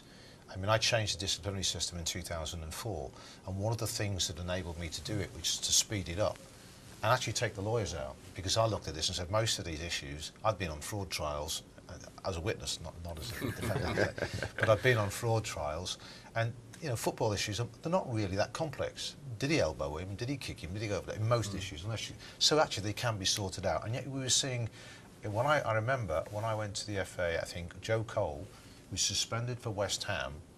Sorry, was sent off at West Ham and was then suspended playing for Chelsea the following season. And actually, in the between times, a lawyer had been in and had a fest on it and had his fees. And my view was, well, close it down, kick the lawyers out, accelerate the thing, and then start to take it closer to complying with FIFA statute, but not quite. The benefit of the technology was that was now going to be streamed in. And so I just picked all those, thank you very much, and we were able to do that. That's one of the benefits that people don't see. I think the other issues are, do we have things to hide in the game? And if we haven't, let's get it out there. You know. And would you embrace what's coming? the social media revolution that's going to be the next part of Sky's and anyone else's coverage? And let me just load the question backwards as well. Are we going to welcome BT in? We've had Setanta, we've had ESPN. Are we a bit foot weary now? Are we going to welcome these guys? And is this the new dawn of another new era in well, taking I it to the next level? I think having competition in a marketplace is good, because competition immediately means the price is going to stay up. My concern is that the competition would go out, and then you're into negotiating with one party, and actually your television monies are not going to go up. So that particular aspect is beneficial to the game. If you're talking about social media, I mean, I absolutely, maybe I'm showing my age, but I actually don't find it fantastic, and I've just been waiting for the changes that are occurring as a consequence. I know you tweet. In fact, you're very well known, and you, I think, Christian. Occasionally, well. not as often as I should. It's beginning to revolutionise the way that we do things and the way that we enjoy things like football. Do you obviously do embrace that? Where do you see that going? What's going to happen next in the social media? I think even Mark will ultimately be a tweet. Will you be a twit, Mark? I don't think you can stop it. I think it's like going back to King Canute. Okay. I think it's ongoing. I've got another tweet coming from Jamie in Sheffield. It's a bit easy to pronounce that one. Is it a disgrace that the future of the Olympic Stadium is still not resolved? Christian? It does sadden me a bit that it hasn't been resolved. It's not going to be used for some time as well. Yeah, so I'm hearing. I hear it's not going to be used until 2015, which is a shame. You know, for me, being in that stadium is something that will always live with me, always. And how did you feel when you walked in there? Oh, it was amazing. Sorry, crass question, but you got to ask it. No, but I was in lane 3, and you always listen to the athletes being announced. Yeah. Lane 1 was being announced, lane 2, and then they were being announced. And I just heard this almighty roar. This roar was just crazy, and I thought Goldie Sayers was also in the building. It was also in the stadium, was throwing the javelin. I thought, oh, she's throwing the qualifying. So I looked up at the screen to see, and it was just me. I didn't even hear my name being announced. The roar was just. Does it make you go shivering? It was hard to describe that feeling at that moment when the roar went up. Iconic moment. I have to ask you, and it's a little difficult for me to ask David this because I know he's very involved, but we will see how close we can get to David. Can the Olympic Stadium be used as a football ground? Well, I think as a football fan, you would want to take the track up. You know, so the stands can be closer to the football pitch. As an athlete, and you know, as an Olympian, I would love the track to stay there and be used, but it's going to be tough. It's going to be hard. Wherever you can, David. I know some of this is sub judice. Yes, some of it's difficult, but I think. When is this going to be resolved? Well, hopefully soon. But you know, it's been going on a long time. I think it's sad because I think the momentum that the Olympics brought for us. I mean, it was a phenomenal success, a huge success, highlighted by, you know, a great stadium and a great event. And it's sad that we're not keeping that momentum going. And the delays, for us, we started off at 2014 that we'd be in there, you know, if we won the bid. And then if we won the bid, we were hoping to be in there by 2015, the latest. It now looks like 2016. Which I think is a terrible shame because the momentum will clearly be lost. Can I ask? I don't know. I may be being naive, but can there be retractable seats for whoever goes in as a football stadium to come up onto the track? Well, I think first of all it would be sad if we don't continue having an iconic stadium. And you can't really have an iconic stadium. The legacy clearly states that we are going to retain the facility for athletics. We are committed to that. West Ham Football Club is committed to retaining that. After all, Seb Coe, on behalf of all of us, he said this will remain an athletic stadium. We are committed to that. But you can't tell the world one thing and then a few years later say, oh no, we've changed our minds. That's not honourable and not right. So we, West Ham Football Club, are committed to the legacy of the athletic stadium. Now, if you want to retain that stadium as an iconic, world iconic stadium, which embraces football, which I think is important because I think you need the volume of people to make it viable, then you need a stadium that is going to be football friendly. Now, to be football friendly, you can't leave it as it is. You have to change it. So you have to keep athletics and you have to embrace football. To do that, you would need some form of demountable seating, whether it's retractable, whether it's demountable, but not beyond the wit of man. David, you tiptoed through those tulips with great professionalism. We're going to be back with you in a few minutes, 2 minutes in fact, 3 minutes in fact. Last part. Please don't go away. Got lots more to come.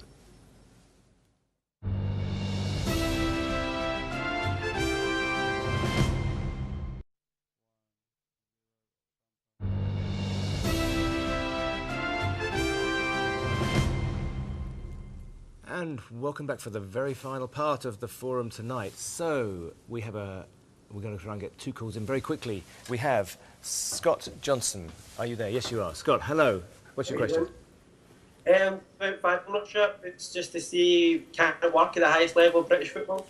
Can fan ownership work at the highest level in British football? David Gold.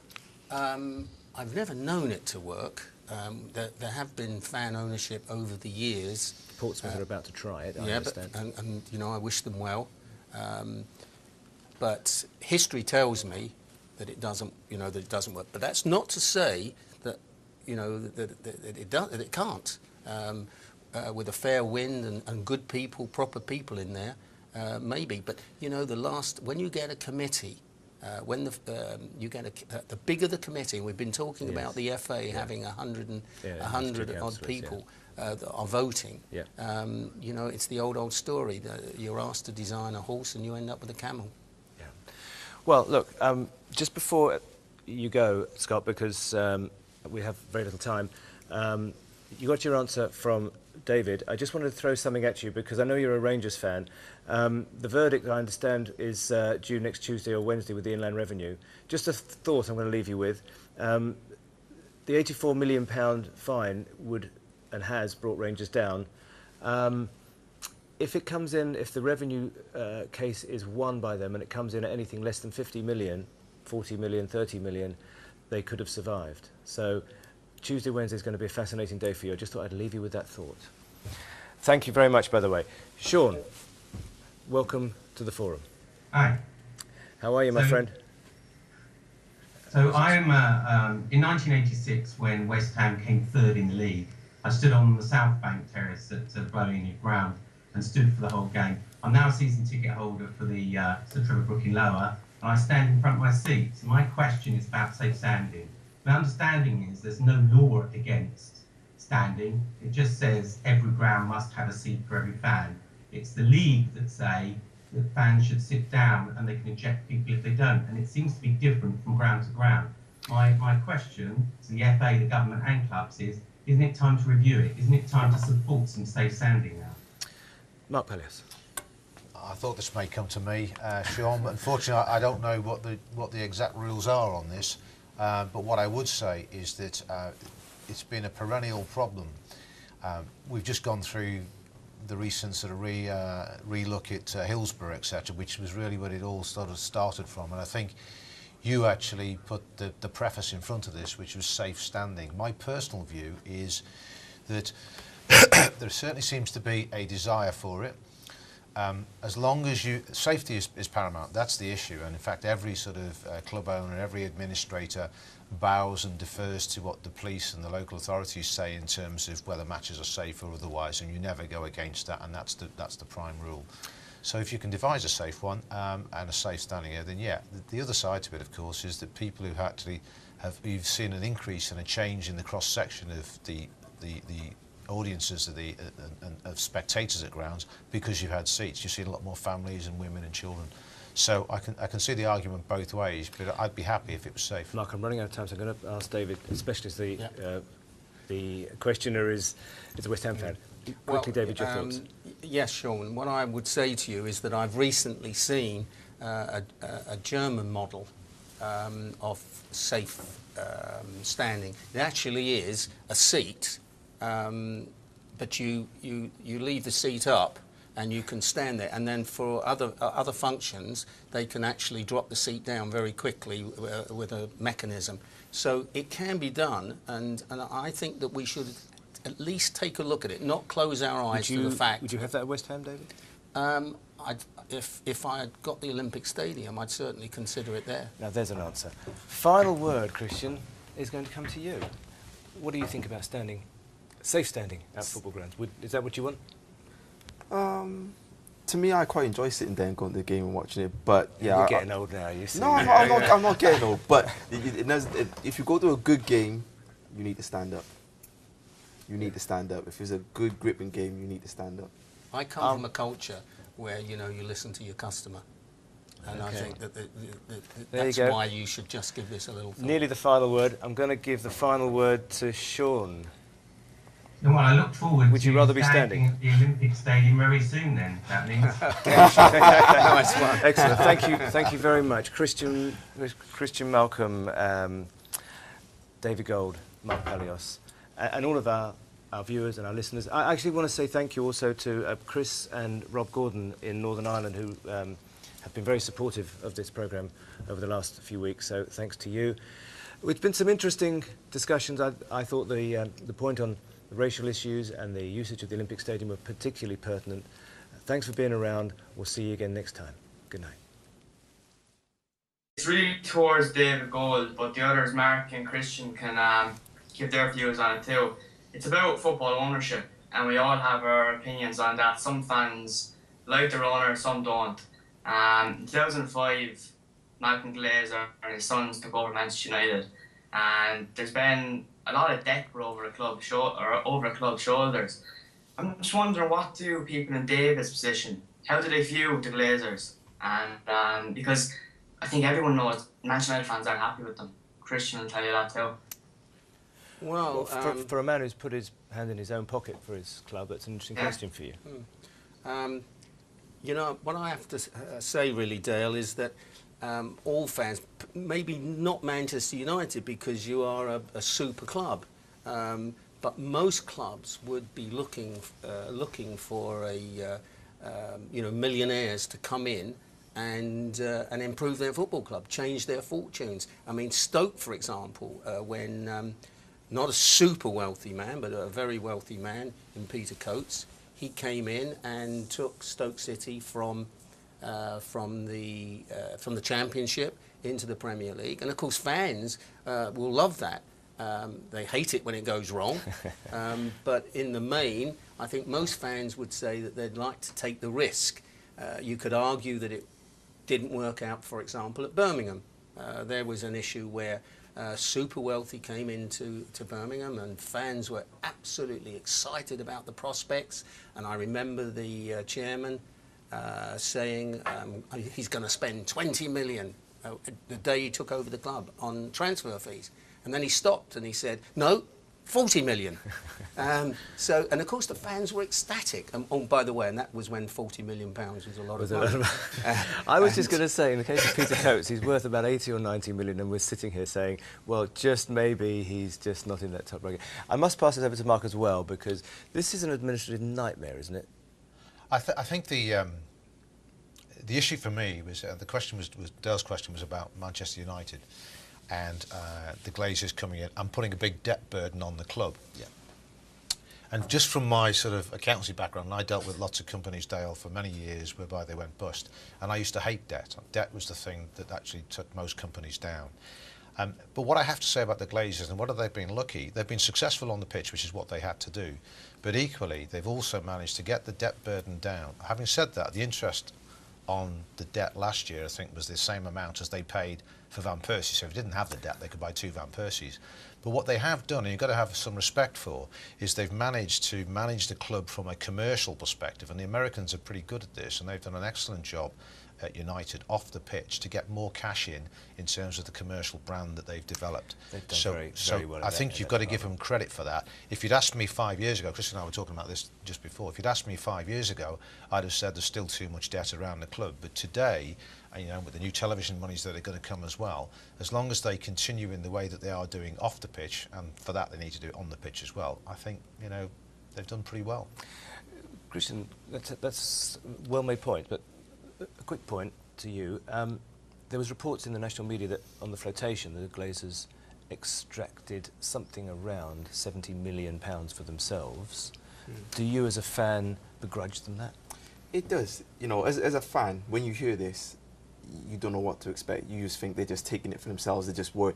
And the biggest concern. But Mark did make some good points as well about what they do. You can ask a friend, or phone a friend, or ask. We don't have an audience. I won't have. We do have a big audience out there.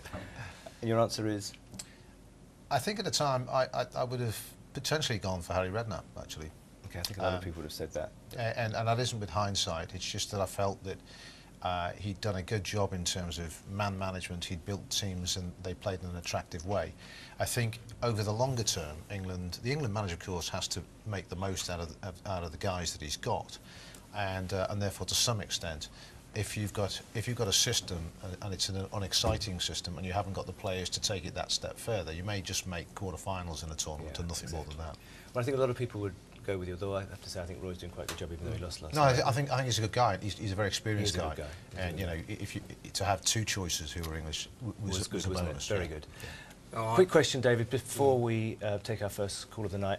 I know you were at a Premier League meeting today, quite an important one. Anything particular came out of that? Can I first, because I'd just like to say something about Roy. I think it was very, very brave of the FA, particularly David Bernstein, against the media, against public opinion. They went for Roy and not Harry. And for me, I thought that was the right decision. I know a lot of fans will be thinking right now, OK, had a bad day yesterday, but remember that was a friendly, meaningless or otherwise. Yes, and actually they were 2-1 up when he made the changes. Yeah, and we shouldn't make a judgment on that game at all. What Roy has brought, which is what we all said all along for many, many years. I remembered saying it when Sven was appointed. I'm sitting watching Sven almost without emotion. You know, Sven would come on our breakfast TV and we'd sit there and we'd watch Sven and he's almost dull. And I liked Sven, but as a motivator, as a manager of England, who I think that it was so wrong that, in my view, managers in the top 64 clubs in the world should just follow the same requirements that a player has. In other words, he has to be born in the country. An Englishman has to be. It's a very valid point. And that I think would stop all of this. You know, going out there and just picking some manager that we can't understand the language. So I was thrilled at the decision to appoint Roy. Good. So 2-1 on the panel in favour of Roy. Very quick word before we take Dale. Anything pertinently wonderful or irrational came out of the Premier League meeting today? No, all I can say about the Premiership, the Premier meeting today is everybody's working hard. A lot of unfinished business. Just to remind everybody, you know, it is difficult to come to final decisions at the Premier League because of the process, which requires 14 votes to 6 to sort of carry any real meaning. That's a tough call, that one, it's very tough. I mean, I'm advocating that you know, that we really, in the future, we have to look at the Founders' Agreement, because 14 votes are required to make any changes. You'll end up never changing anything, and it's just difficult to move forward. You see, that's why you need to watch Sports Tonight Live and the Forum, because you hear it from the horse's mouth. We have a first question of the evening from Dale O'Donnell. Now, Dale is a Man United fan, so Christian and you will get on great. Hello, Dale. How are you? All right, thanks. Well, what would you like to ask the panel? As an accountant, you look at the ratios, and it's called a gearing ratio.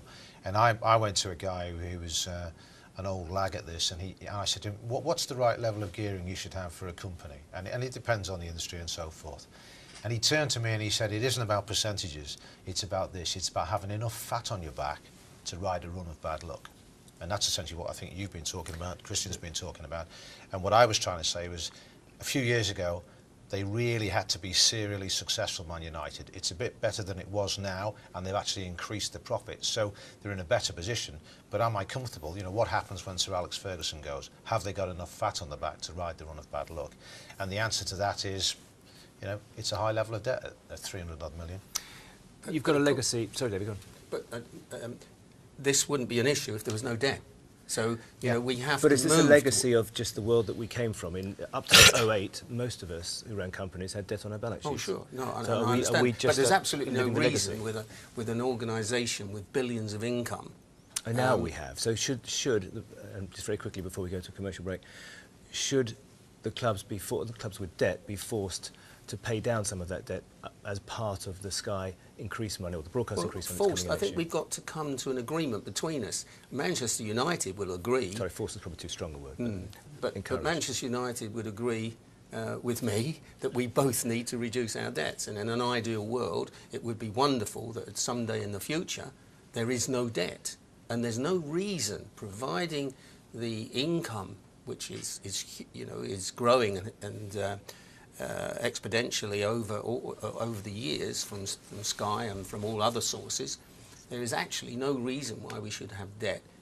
We've got it, but we could deal with it by reducing it steadily over a number of years, and in sometime in the future, no clubs would have debt, and that could be part of the rules of the Premier League. Dale, that was a very good question because it prompted some serious discussion. So thank you very much. We look forward to hosting you again one day soon.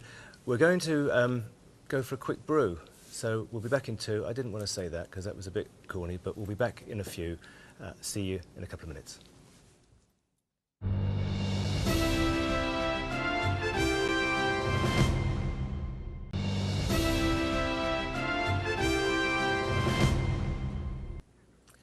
Hi and welcome back to the forum.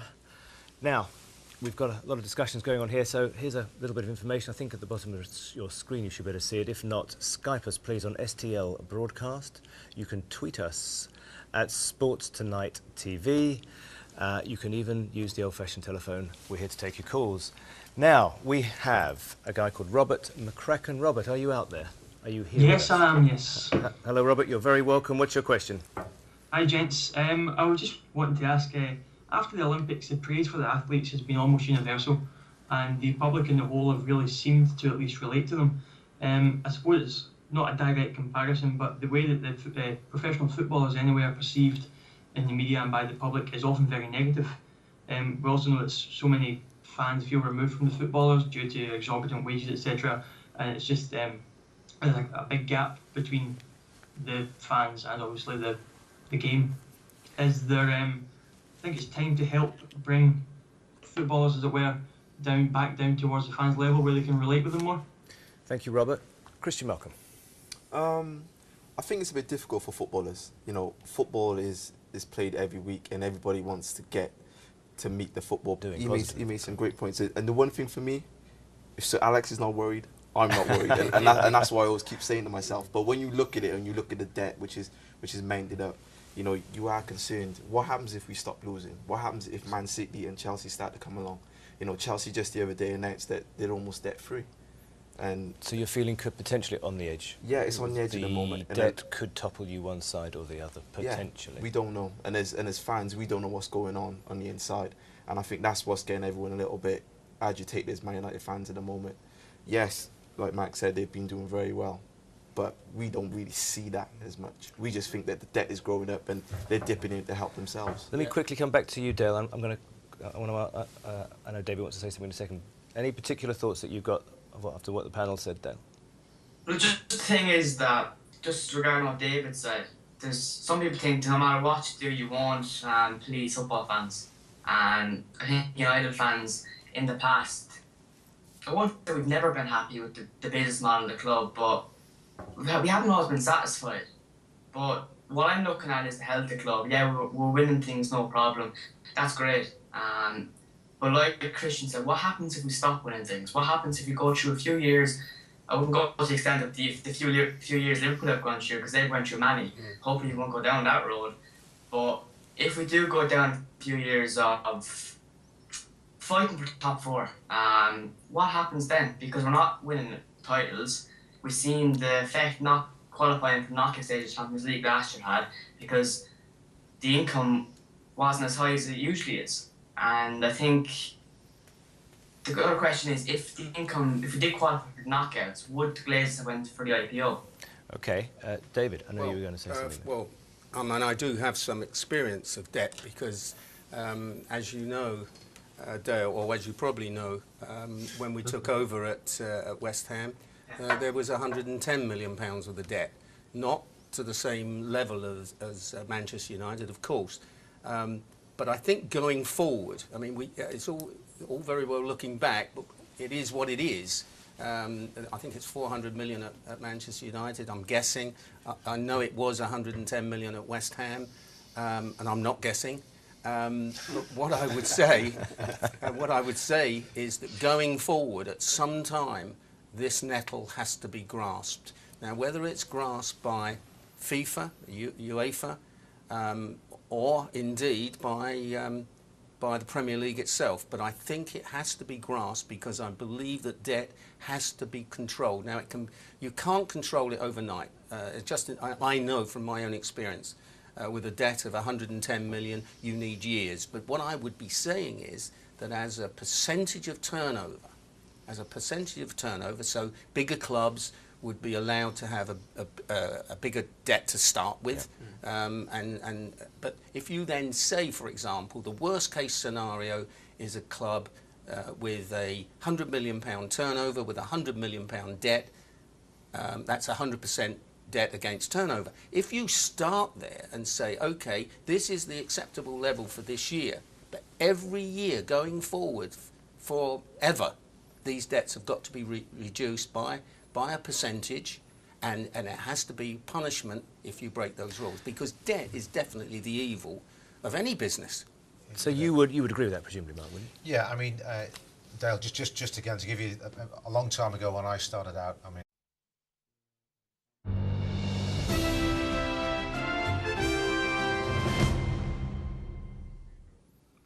Evening all, I'm Jon Smith and welcome back to the Forum. Now, a lot of emotion in the studio over the last few weeks and months. Tonight it's about information, a veritable feast of fascinating facts, or so they tell me. What do you want to talk about? It's your show, perhaps the England game, perhaps the Olympic legacy. We're 3 months since those heady days of the summer. How are we doing? Are we doing well? And also I want to talk about respect. Respect across a number of different barriers, and respect about how you feel about each other, how you feel about race, how do you feel about issues in the game, and in particular, how do you feel about the referee, because no one seems to like him. I can't believe this, but I'm sitting here, I'm walking around London today, and it is nearly Christmas time. So in keeping with the festive mode, I've imported 3 wise men. So I couldn't resist that one, excuse me. Christian Malcolm, Commonwealth bronze medalist and sprinting icon. You're very welcome. Mark Palios, former Chief Executive of the Football Association, actually one of my favourite Chief Executives because somebody who I didn't have a row with. And a man who, over the years, I've grown to respect enormously for his articulation and his intelligence in the world of football, something that's reasonably quite rare. David Gold, a man who puts his wealth where his heart is, the co-owner of West Ham United, and lots of other things besides that. OK, chaps, how do we feel about the England game very quickly last night before we take the questions? Mark, let's start with you. I think it was just one of those friendlies whereby people call them meaningless friendlies, and for 70 minutes or so, I think we did very well. Should we have meaningless friendlies? Well, I didn't say it was a meaningless friendly. So people call them meaningless friendlies. They all have a purpose, and the manager likes to see the players, etc. But you make those changes, and you're going to see what you actually saw towards the end of the game, except for the exceptional goal, which is clearly the talking point. And it was. So parking that for a second, as a club owner, David, are these just a rude interruption? No, we hate them.